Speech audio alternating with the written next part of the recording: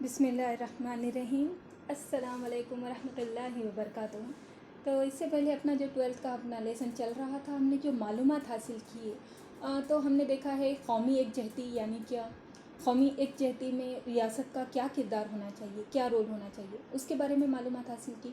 اور پھر ہم دیکھ رہے تھے کہ قومی یکجہتی کا جو حصول ہے اگر وہ کرنا ہے تو وہ کس کے بغیر ممکن نہیں، سماجی تبدیلی کے بغیر ممکن ہے، ٹھیک ہے۔ اور اس کے لیے کیا کیا کرنا ضروری ہے، تو اس کے لیے تھا کہ جمہوریت کا قیام، معاشی ترقی، غربت میں کمی، ذات پات کا خاتمہ، صنفی مساوات قائم کرنا۔ اگر سماج میں یہ تبدیلی ہوگی تو پھر قومی یکجہتی بھی حاصل ہو سکتی ہے، ٹھیک ہے۔ پھر ہم دیکھ رہے تھے ہمارا جو چل رہا تھا اس میں قومی یکجہتی کے پہلو، تو لیسن نمبر 4 آج کا بھارت، امن استحکام اور قومی یکجہتی کو چیلنج، اور اس کا ہم دیکھیں گے آج پارٹ 6 کا بی، یعنی کہ قومی یکجہتی کے پہلو۔ اور کون سے تھے وہ دو پہلو، ایک تھا ساختی پہلو اور دوسرا ہے نفسیاتی پہلو۔ تو ہم جو ہے فرسٹ ون ہم نے اسٹارٹ کیا تھا ساختی پہلو، ٹھیک ہے۔ اور ساختی پہلو میں کون سی چیزیں ہیں، ایک ہے جمہوری نظام حکومت، زبان و تہذیب کا تحفظ، کل ہند انتظامی خدمات، قومی یکجہتی کونسل کا قیام اور بنیادی حقوق۔ تو اس میں سے جمہوری نظامی حکومت، اس کے بارے میں ہم نے لاسٹ لیکچر میں معلومات حاصل کیے تھے۔ جمہوری نظامی حکومت یعنی کیا، کہ جس میں عوام مین ہوگی اور عوام کے حق حاصل ہوں گے، اس میں بنیادی چیزیں ان کو پوری دی جائے گی، مہیا کی جائے گی، اس کو بولیں گے۔ اور اس میں ہم نے دیکھا تھا جمہوری نظامی حکومت میں وفاق کے بارے میں بھی ہم نے معلومات حاصل کیے تھے، ٹھیک ہے۔ تو یہ تو سب کچھ ہمارا ہو چکا تھا لاسٹ لیکچر میں۔ اب آج ہم اس کے آگے کا دیکھنے والے ہیں، وہ ہے دیکھیے سیکنڈ ون رہے گا زبان و تہذیب کا تحفظ۔ اب زبان و تہذیب کا تحفظ یعنی کیا، اب یہ کسے کہیں گے، یہ قومی یکجہتی میں اس کا کیا کردار ہے۔ تو اگر ہمیں یہ معلوم کرنا ہے تو ابھی ہم دیکھیں گے کہ جو زبان ہوتی ہے یعنی کہ لینگویج ہم جو بولتے ہیں، تو کسی بھی تہذیب و کلچر کی وہ کیا ہوتی ہے، پہچان ہوتی ہے، ٹھیک ہے۔ اور ایک سبھی کو اس کے اوپر کیسا رہتا ہے، ایک اپنی اپنی جو لینگویج رہے گی، زبان رہے گا، اس پر ایک قسم کا فخر ہوتا ہے۔ تو یہ زبان و تہذیب ہمارے پاس، تو اگر ہم دیکھیں گے انڈیا میں تو ایک زبان نہیں ہے، بہت ساری زبان بولنے والے لوگ رہتے ہیں، ہر ایک کی الگ الگ زبانیں ہیں یہاں پر، کیونکہ یہاں الگ الگ مذہب کے لوگ ہیں، الگ الگ ذات نسل کے لوگ ہیں، ٹھیک ہے۔ تو ان کا تحفظ بھی ہونا ضروری ہے۔ ہر ایک کے اوپر اگر ایک ہی لینگویج اگر یہ کر دی جائے کہ ہاں سبھی کو یہی بولنا ہے، تو پھر وہ کیسا ہوگا کہ وہ سب کو جو اپنی انڈیویجول پہچان ہے اس کے اوپر ایک جذباتی کیا کہیں گے، ٹھیس پہنچانے والا کام ہوگا۔ تو اس لیے زبان و تہذیب کا بھی تحفظ ضروری ہے۔ تو ہمارے پاس کیسا کیا گیا ہے بھارت میں جو ہے کہ ایک کوشش یہ کی گئی ہے کہ سبھی کے مینس زبانوں کو جو ہے اہمیت دی گئی۔ جو سرکاری زبان ہے وہ تو ہندی ہے، لیکن اس کے علاوہ دیگر بہت ساری زبانوں کو بھی سرکاری زبان کا درجہ دیا گیا ہے۔ اور اس کے بعد جو سیکنڈ جو چیز ہے کہ جو ہمارے جو بھارت میں صوبوں کی جو تشکیل ہوئی، تشکیل 9، تو وہ بھی کس بنیاد پر کی گئی ہے، زبانوں کی بنیاد پر۔ تو یہاں پر جو ہے ذرا سا ایک لکھنے میں مسٹیک ہوا ہے، تشکیل کھیل لکھ دیا گیا ہے، وہ لکھنے میں تھوڑا سا رائٹنگ میں مسٹیک ہے، اور ہندی کے علاوہ دیگر زبانوں کو بھی سرکاری زبان کا درجہ دیا گیا ہے۔ اب جو ہے سیکنڈ ہم جو دیکھ رہے ہیں ساختی پہلو، تو اس میں کا تھرڈ ون ہے ملک میں کل ہند انتظامی خدمات، آل انڈیا سروسز۔ تو اب یہاں پر کیسا ہے، بھارت میں جو ہے ایک اعلیٰ ترین مرکزی نوکر شاہ کا بہترین نظم ہے۔ نوکر شاہ یعنی کہ جس میں جو حکومت کے کام کرتے ہیں، ٹھیک ہے، مینس کہ یہ IAS IPS آفیسرز وغیرہ جو UPSC MPSC کے ذریعے سے ان کا انتخاب کیا جاتا ہے۔ MPSC یہ مہاراشٹر لیول پر ہوتی ہے، اور UPSC یہ ہوتی ہے یونین پبلک سروس کمیشن، یہ پوری انڈیا کے لیے ہوتی ہے، ٹھیک ہے۔ اور ان کا کام ہوتا ہے کہ جو انتظامیہ چلانے کے لیے جو بہترین آفیسرز ہونا ہے ان کا انتخاب، یہ ایگزام یہ لوگ کنڈکٹ کرتے ہیں اور ان کا انتخاب اس میں سے کیا جاتا ہے۔ تو یہ دیکھیے یہ جو انتخاب ہوتا ہے UPSC MPSC کے ذریعے سے، تو یہ بالکل غیر جانبداری کے ساتھ کیا جاتا ہے، اور یہاں پر مین چیز جو دیکھی جاتی ہے وہ قابلیت، یعنی کہ اگر آپ میں قابلیت ہے تو آپ وہ کلاس 1 کلاس 2 IAS IPS بن سکتے ہیں، ٹھیک ہے. تو یہ یہاں پر بھی یہ رکھا گیا ہے تاکہ ملک کا جو ہے انتظامی جو کام چلے تو وہ ایک بہترین امیدوار کا انتخاب ہو اور ان کے ذریعے سے انتظامیہ چلایا جا سکے. اور یہ اس کے لیے پورا ایک باضابطہ آزادانہ ڈپارٹمنٹ ہے جن کے ذریعے سے یہ سب کچھ کیا جاتا ہے. اب اس کے بعد جو ہے آگے اگر دیکھیں گے تو ہمارا جو ہے قومی یکجہتی کے ساختی پہلو میں قومی یکجہتی کونسل کا قیام بھی کیا گیا ہے. اور یہ کب کیا گیا؟ 1961 میں.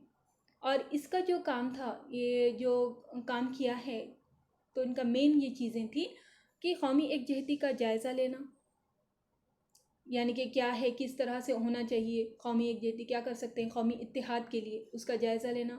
فرقہ واریت، ذات پات کے نظام، علاقائیت، لسانی تنگ نظری اور تعصب کا مقابلہ کرنے کے ذرائع معلوم کرنا.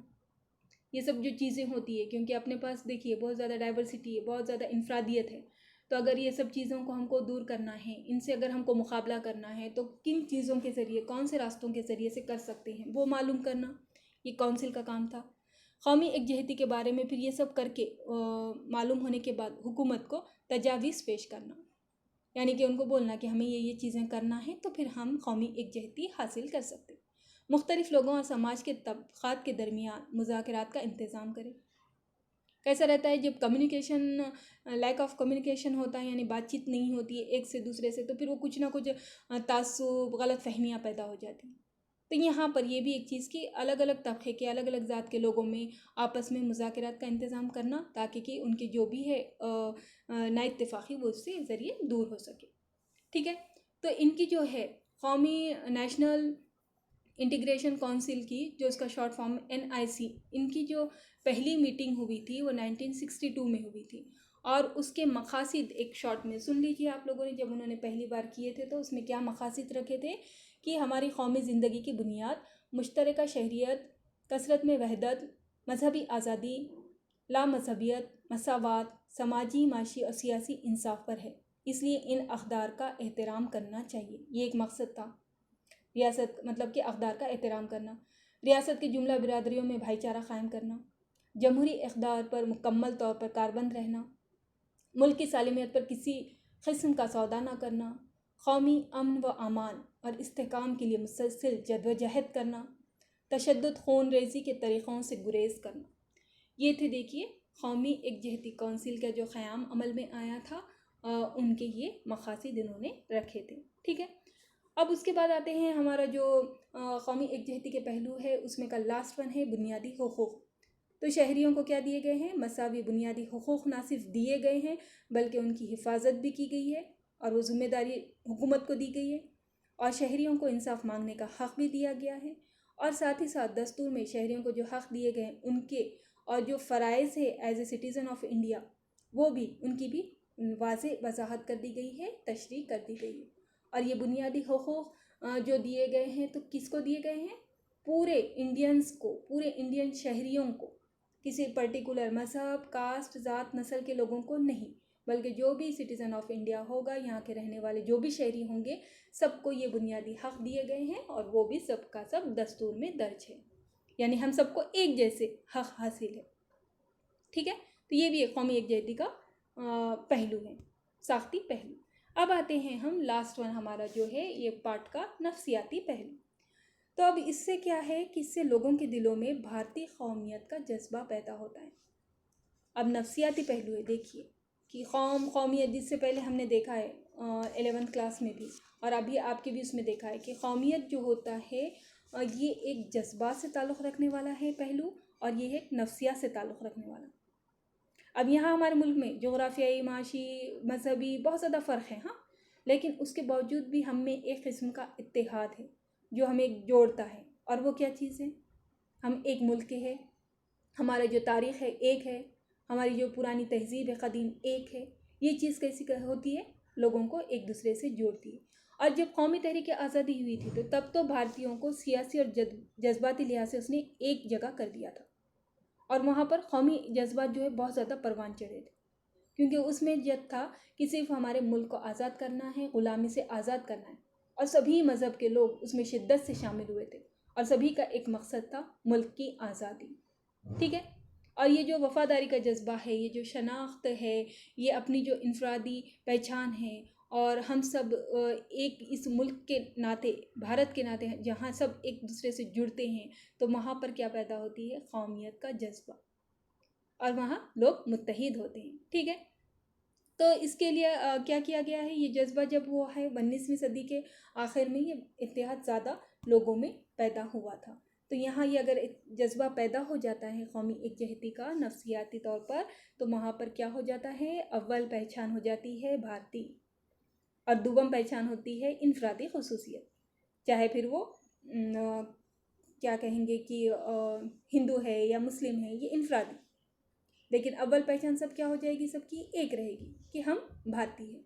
और उसके अलावा ये जो एहसास पैदा करने के लिए भारत में एकजहती का जज्बा इन अलामत और निशानात के तौर पर भी परवान चढ़ाने की कोशिश की गई है। जैसे कि कौमी गीत है, जब राष्ट्रगीत बजता है तो किस तरह से सब में एक सानियत का जज्बा, एक मुत्तहिद होने का जज्बा पैदा होता है। कौमी परचम 26 जनवरी 15 अगस्त के दिन देखिए कि सभी मज़हब के लोग, सभी क्या कहेंगे फ़िरक़ों के लोग एक ही उसके लिए जाते हैं कि हमारा उस दिन हमारा मुल्क आज़ाद हुआ था, हमारा मुल्क उस दिन जमहूरी हुआ था।